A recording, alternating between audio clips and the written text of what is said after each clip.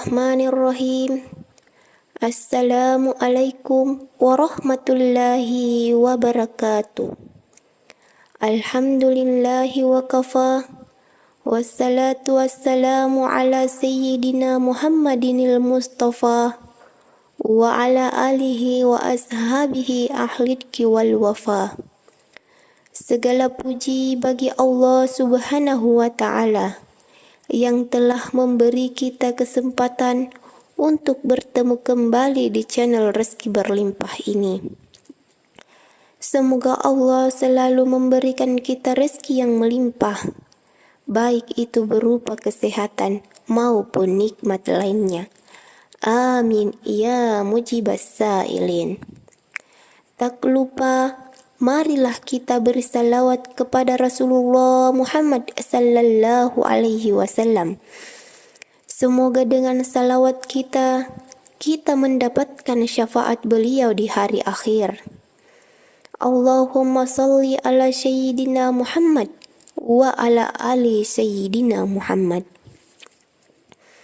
Saudara-saudaraku sekalian, bagi yang memiliki hajat, semoga segera dikabulkan oleh Allah Subhanahu wa ta'ala. Bagi yang sedang sakit, semoga Allah segera mengangkat penyakitnya. Bagi yang sedang menghadapi masalah, hutang atau lainnya, insya Allah akan segera meringankan beban-beban kita semua. Mari kita aminkan bersama-sama dan tuliskan hajat Anda di kolom komentar.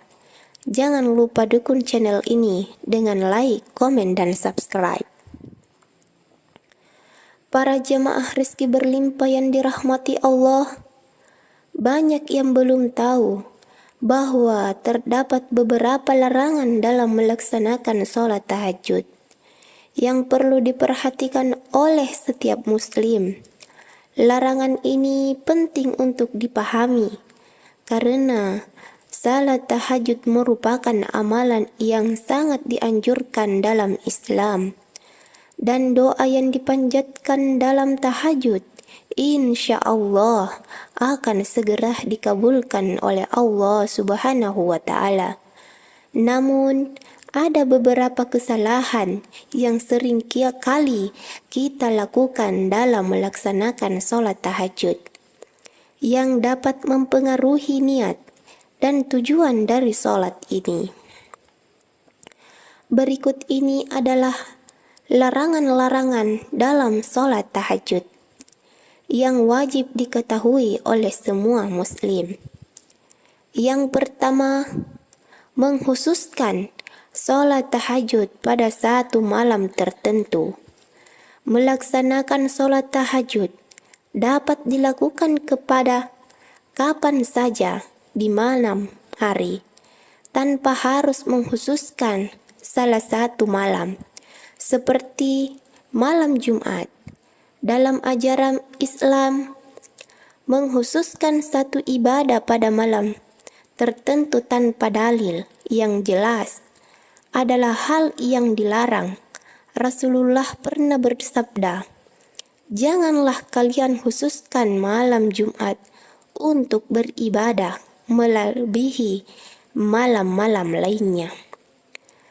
Larangan ini bertujuan agar tidak terjadi bid'ah yang dapat menimbulkan praktik-praktik yang tidak berdasarkan pada Al-Quran dan hadis. Oleh karena itu, melaksanakan sholat tahajud hendaknya dilakukan secara rutin, tidak hanya menghususkan satu malam saja. Yang kedua, sholat tahajud saat mengantuk.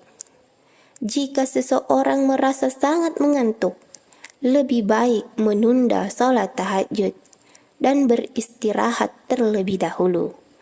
Rasulullah pernah mengingatkan, jika kalian merasa mengantuk saat sholat, hendaklah kalian beristirahat. Hal ini menunjukkan bahwa keseimbangan antara ibadah dan kesehatan sangat penting.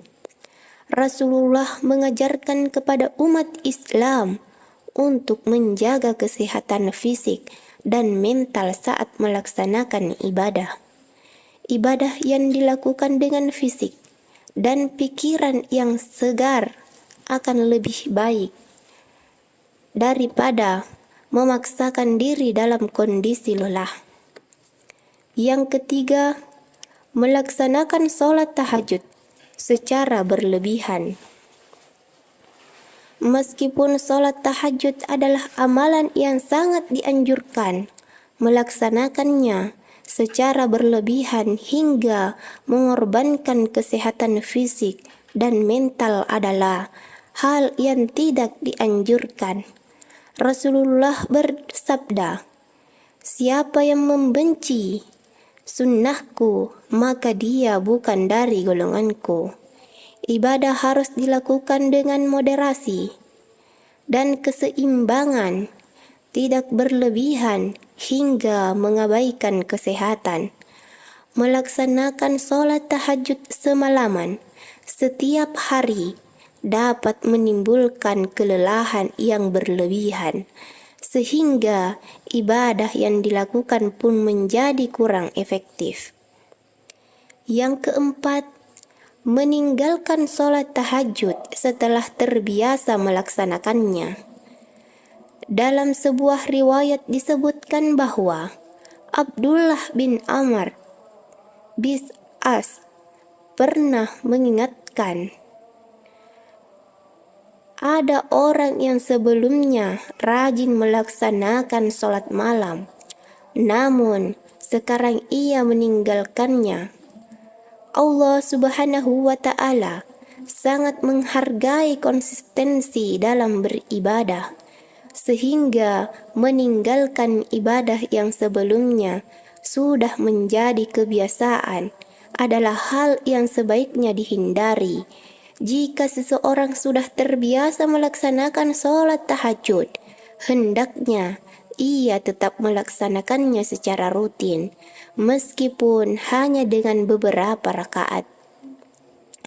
Yang kelima, melaksanakan sholat tahajud dengan niat selain karena Allah Subhanahu wa Ta'ala.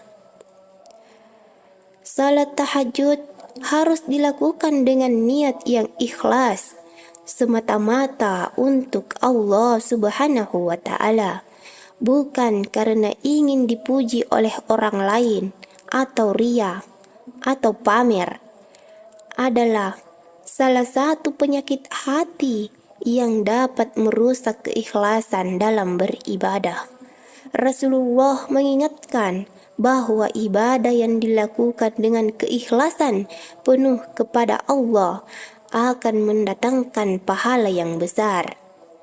Mengapa ada yang sudah tertahajud setiap malam, tetapi doa tak kunjung dikabulkan? Ulama mengingatkan bahwa kita tidak boleh berburuk sangka kepada Allah jika doa kita belum dikabulkan. Allah Subhanahu wa Ta'ala mengabulkan doa dalam 3 bentuk. Yang pertama, doa dikabulkan persis seperti yang diminta. Yang kedua, Allah menunda terkabulnya doa karena waktu yang lebih tepat. Yang ketiga, Allah menggantinya dengan menghindarkan kita dari musibah. Ketika doa belum dikabulkan, mungkin saja ada dosa yang menghalangi terkabulnya doa tersebut, atau Allah Subhanahu wa Ta'ala mengetahui apa yang lebih baik untuk kita. Jangan sampai tertundanya doa membuat kita malas untuk melaksanakan sholat tahajud. Semoga Allah Subhanahu wa Ta'ala senantiasa membimbing kita untuk dapat melaksanakan sholat tahajud dengan benar, tanpa adanya kesalahan, dan semoga kita mendapatkan keistimewaan yang telah dijanjikan oleh Allah Subhanahu wa Ta'ala. Wallahu a'lam bisawab. Wassalamualaikum warahmatullahi wabarakatuh.